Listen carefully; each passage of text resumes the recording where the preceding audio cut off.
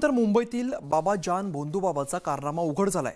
काळी जादू उतरवण्याच्या नावाखाली महिलेवरती अत्याचार केलाय, भूतप्रेत उतरवतो असं सांगून महिलेवरती वारंवार बलात्कार केलेला आहे। पीडित महिलेच्या तक्रारीनंतर सांताक्रूज पोलीस ठाण्यामध्ये ही तक्रार दाखल करण्यात आली आहे। खरात पाठोपाठ आता मुंबईतील बाबा जान भोंदूबाबाचा कारनामा उघड झालाय। काळी जादू उतरवतो असं तो सांगत होता आणि या कारणासाठी या महिलेवरती अत्याचार केलेला आहे, भूतप्रेत उतरवतो असं सांगून महिलेवरती वारंवार बलात्कार केलेला आहे।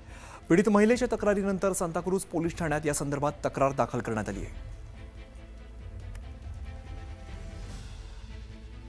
तर महाराष्ट्र नरबळी जादूटोणा प्रतिबंध कायद्यानुसार हा गुन्हा दाखल करण्यात आलेला आहे। त्यामुळे इथून पुढे तपासात सुद्धा कोणत्या कोणत्या गोष्टी समोर येतात हे पाहणं महत्त्वाचं असेल। मात्र खरात नंतर मुंबईतील बाबा जान या भोंदूबाबाचा कारनामा आता उघड झालेला आहे। काही दृश्य समोर येत आहेत, त्यामध्ये आपण बघतोय काळ्या जादूचा काही प्रकार या ठिकाणी सुरू असल्याचं दिसत आहे। अनेक महिलांच्या वरती आणि कुटुंबावरती अन्याय केलेला आहे।